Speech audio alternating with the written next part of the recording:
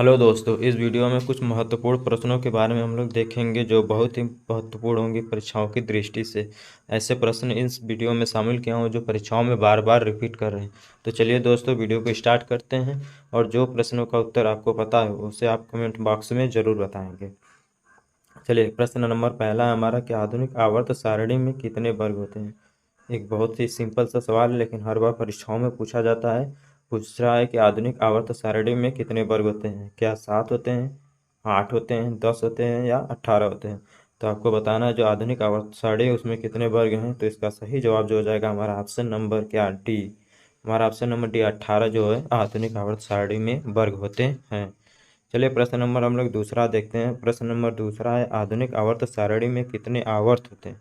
इससे पहले पूछ रहा था वर्ग कितने होते हैं, अब पूछ रहा है कि आवर्त कितने होते हैं। हमारा ऑप्शन है 7, 10, 8 या 12। तो इसका जो सही जवाब हो जाएगा हमारा ऑप्शन नंबर ए क्या, 7। आधुनिक आवर्त सारणी में 7 आवर्त होते हैं। एक बार ध्यान लीजिए, 7 आवर्त हैं, ठीक है, और 18 क्या है, वर्ग है। 18 वर्ग है। चलिए हम लोग तीसरे प्रश्न की तरफ बढ़ते हैं।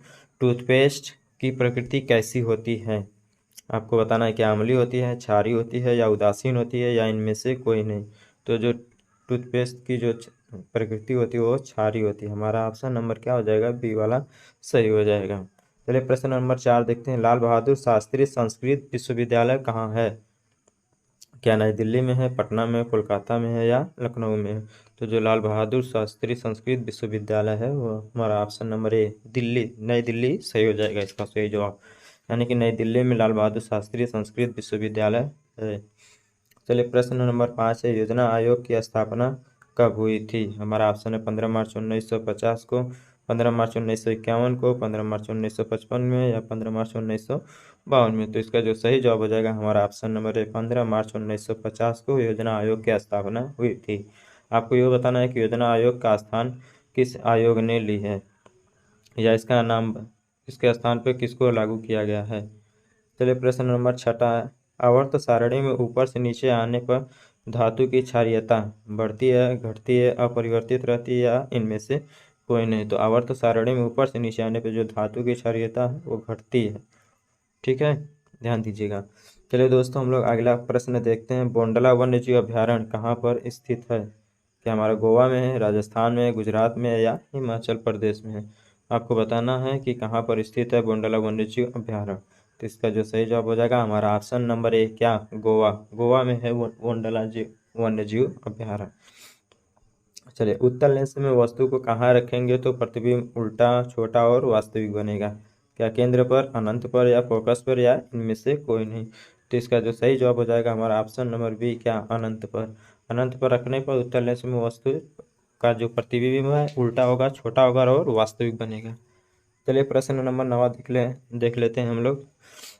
वामन कैप्सूल मानव के किस अंग में पाई जाती है। बड़ी आंत में, किडनी में, मस्तिष्क में या फेफड़े में। तो इसका जो सही जवाब हो जाएगा हमारा ऑप्शन नंबर बी क्या, किडनी।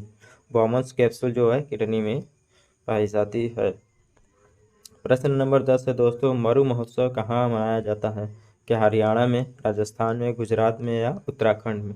तो इसका जो सही जवाब हो जाएगा हमारा ऑप्शन नंबर बी क्या, राजस्थान। राजस्थान में मरु महोत्सव मनाया जाता है। मालवा के पठार से कौन सी नदी निकलती है। कृष्णा नदी, कावेरी नदी, बेतवा नदी या सिंधु नदी। तो इसका जो सही जवाब हो जाएगा हमारा ऑप्शन नंबर सी क्या, बेतवा नदी। मालवा के पठार से बेतवा नदी निकलती है। प्रश्न नंबर 12 हम लोग देखते हैं। 1960 में स्थापित केंद्रीय हिंदी संस्थान का मुख्यालय कहाँ है।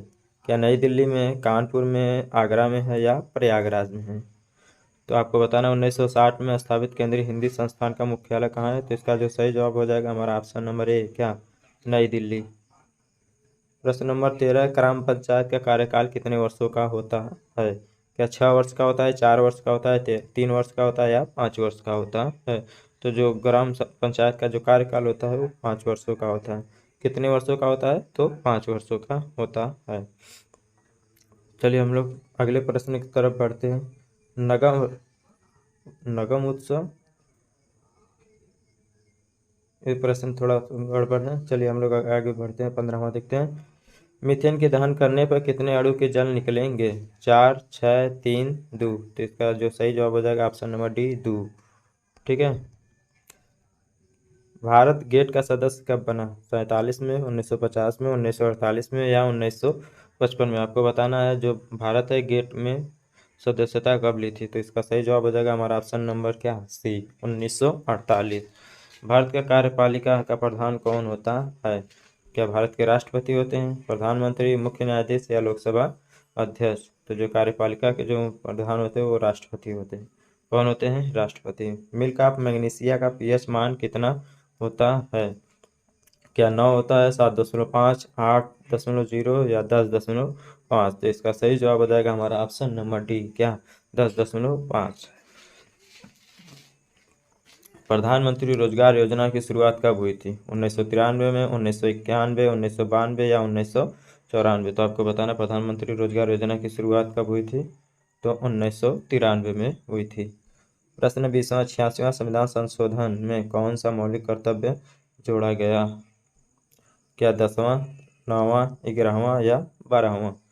तो जो इसका सही जवाब हो जाएगा हमारा ऑप्शन नंबर क्या, 11वां संविधान संशोधन जोड़ा गया। इससे पहले 10 जो संविधान मौलिक कर्तव्य था वो 42वें संविधान संशोधन के अंतर्गत जोड़ा गया था।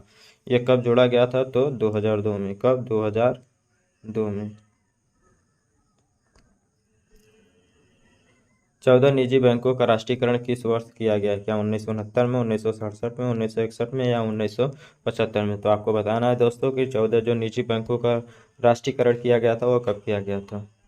तो इसका जो सही हो जाएगा आंसर वो हो जाएगा ऑप्शन नंबर ए, क्या, 1969। प्राण और दैहिक स्वतंत्रता का अधिकार किस अनुच्छेद में वर्णित है? क्या अनुच्छेद 21 में, 22 में, अनुच्छेद 17 या अनुच्छेद 30? तो इसका जो सही जवाब हो जाएगा हमारा ऑप्शन नंबर क्या, ए, अनुच्छेद 21 में। प्रश्न 23 में मानव जीवन की उत्पत्ति का सिद्धांत किसने दिया? चार्ल्स डार्विन ने, अरस्तु, प्लेटो या रॉबर्ट ब्राउन? तो जो मानव जीवन की उत्पत्ति का सिद्धांत है वो चार्ल्स डार्विन ने दिया था। यानी कि हमारा ऑप्शन नंबर ए क्या हो जाएगा, सही हो जाएगा दोस्तों। 4 वेदों में कौन सा वेद विशेष रूप से कर्म कांडों से संबंधित है? यजुर्वेद, वेद, सामवेद या अथर्ववेद? तो इसका जो सही जवाब हो जाएगा हमारा ऑप्शन वेद ए, यजुर्वेद। यजुर्वेद जो है कर्मकांडों से संबंधित है। चलिए प्रश्न नंबर 25 है, उपकला ऊतक में ऊतक किस में पाई जाती है?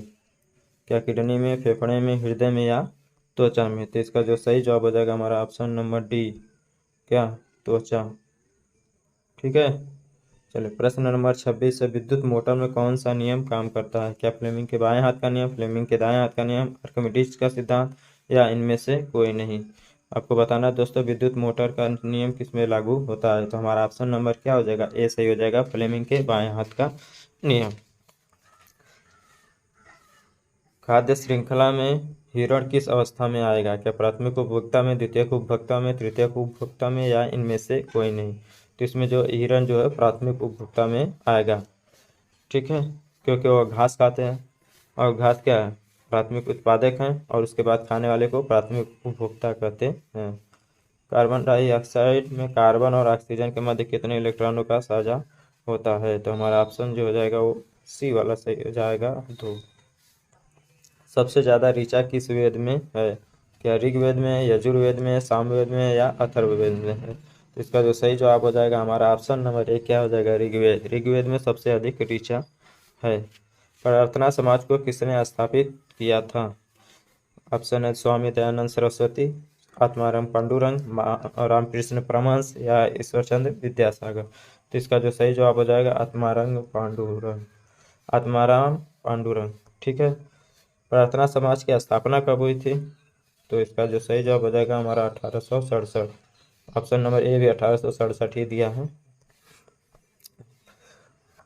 पाक जल डमरू मध्य भारत को किससे अलग करता है? पाकिस्तान से, श्रीलंका से, रूस से या नेपाल से? तो इसका जो सही जवाब हो जाएगा हमारा ऑप्शन नंबर क्या, बी, श्रीलंका से। भारत का सबसे बड़ा विधि अधिकारी कौन होता है? कानून मंत्री, भारत का महान्यायवादी, विधि सचिव या इनमें से कोई नहीं? तो आपको बताना है दोस्तों जो सबसे बड़ा भारत में विधि अधिकारी होता है वो कौन है।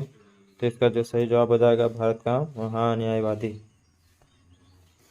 केंद्र और राज्यों के बीच शक्ति का बंटवारा किस अनुसूची में है? क्या 5वीं अनुसूची में है, बी 6वीं अनुसूची, सी 7वीं अनुसूची या 8वीं अनुसूची?